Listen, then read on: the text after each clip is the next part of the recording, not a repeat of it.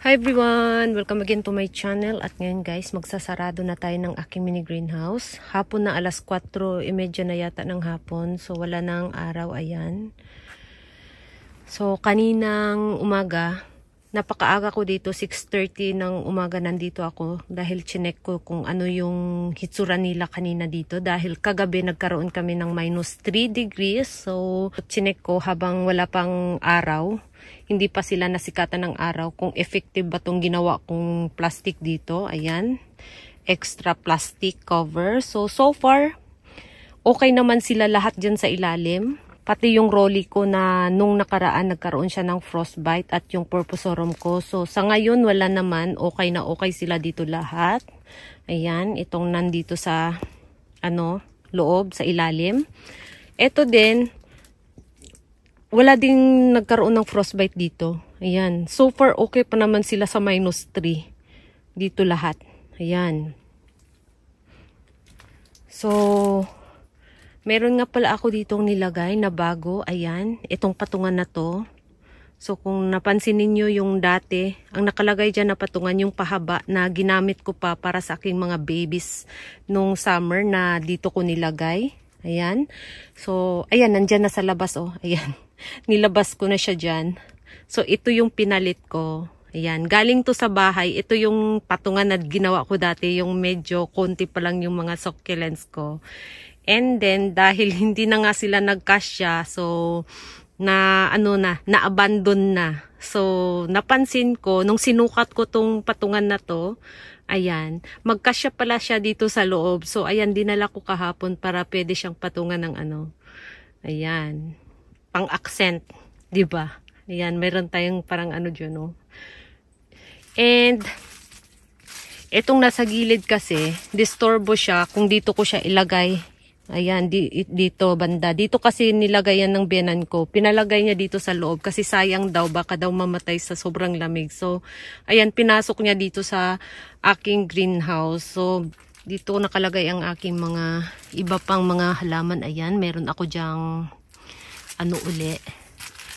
ayan, mga zebra nandyan sila sa ilalim. Kasi medyo maselan yung kanilang tip sa frost. So, dyan sila nakalagay sa ilalim. So, ayan, ang aking mga ayan.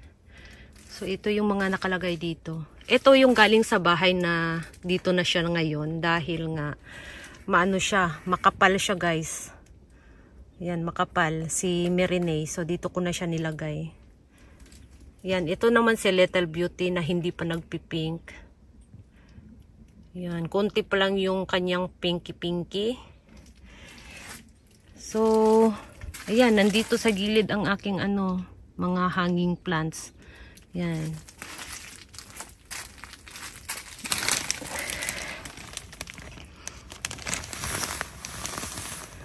Ayan yung mga hitsura nila dito. Ayan, gusto kong abutin yung nasa dulo. Kapag gusto ko magtanggal ng mga dry leaves dyan banda, kailangan ko pang ilabas tong nandito. Itong nasa tray na to. Diba napaka matrabaho kapag winter dito sa amin. Matrabaho mag-alaga ng succulents. Daming ginagawa. So everyday, kapag maganda yung panahon namin, binubuksan ko to. So kapag hapon naman, balik uli dito para isarado siya. And mayroon na naman kaming -3. Mamayang gabi hanggang madaling araw. So, kailangan ko na naman siyang ibaba. Pero pag 0 degree lang, walang problema. Kahit bukas tong aking ginawang dito, okay lang. So, hindi talaga siya pwedeng ito lang house. Kailangan pala talaga niyang mayroon pa siyang extra dito para mas lalo siyang medyo mainit-init sa loob. Ayan. So, yan guys yung mga hitsura nila ngayon. Ayan, winter look. Pero kahit winter, yung iba hindi pa rin kumukulay. Katulad dito, oh. Mayroon pang hindi kumukulay, diba? Ayan, ito yung inaantay ko na kumulay. Kasi yung iba hindi pa talaga kumukulay, guys. And ito, sino nga to? Si Charmont. Ayan. Maganda ang kulay niya. Itong si Charmont. Ayan. Yan ang pagkakulay ng kanyang dahon, maganda. Ito nung binili ko to, pulang-pula siya. Ewan ko ba bakit hindi na siya pula ngayon sa akin. Yan, konti lang yung pula niya. Pero at least, ayan, unti-unti na siyang pumupula ngayon. Charmant. Yan. Charmant. Balik natin doon sa dulo.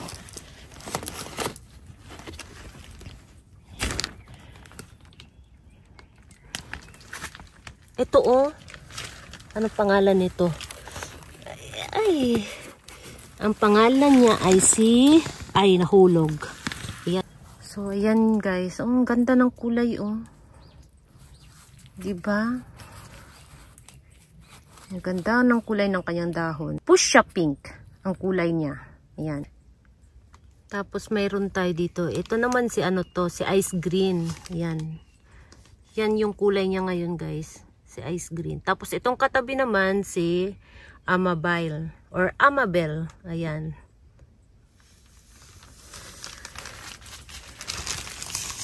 Ito si yan. Si Neon Breaker. Yan si Neon Breaker. Ito hindi ko alam ang pangalan niya. Wala siyang pangalan. Kasi pang arrangement sana yan. So, pinalaki ko kasi, ayan. Wala siyang pangalan. Pero napakaganda ng kanyang dahon, oh.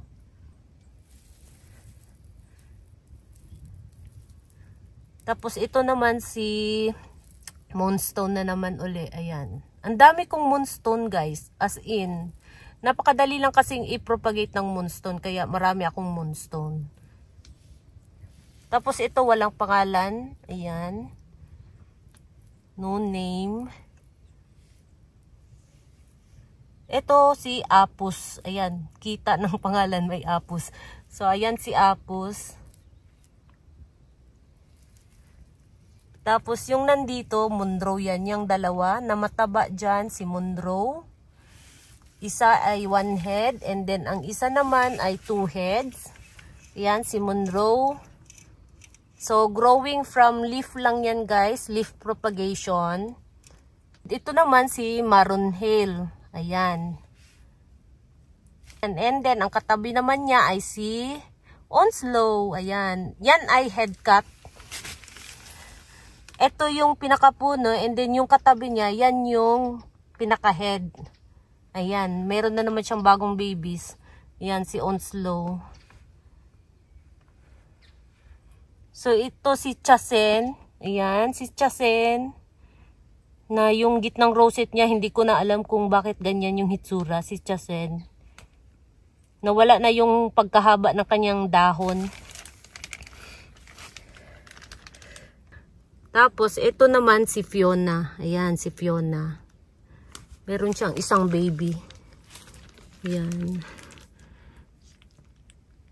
Tapos, merong bulaklak na palabas. Hindi ko maintindihan kung kailan malamig yung panahon namin, nagwe-winter na, saka naman naglabasan yung mga flower talaga. Yan. Ito, may flower. Doon din sa dulo may flower. Ayan. May mga bulaklak na palabas. Tapos, meron nga pala ako ditong si avocado cream. So, ang kulay ni avocado cream guys, nagiging unti-unti nang pumupula. Yan, si avocado cream. Meron na ako nitong na-propagate na 2 babies. Ayan, dahil nagtanggal ako ng dahon dyan at ginawa kong propagation. So, meron na ako ngayong 2 baby nito ni avocado cream. Tapos, ito naman si Tito Buns variegated growing from leaf na hindi siya nag-variegate. And then, yung isa yellow. Ayan. Itong yellow na to, nakakonect pa rin siya dito na puno. So, hinedcut ko to siya. Ang head dito, ito. Ayan, ito. So, ito siya, nakakonect pa rin dito sa pinakapuno. Hindi ko siya tinanggal dahil baka mamatay siya kapag tinanggal ko siya. Dahil nga, yung dahon niya ay walang green. So, ayan guys. Uwi na ako. Meron na naman tayo ditong si Maroon Hill. Ayan. Kasama niya si Santa Luis. Ayan. Ito si Santa Luis, ayan, ito. Ito si Maroon Hill, ito. Ayan.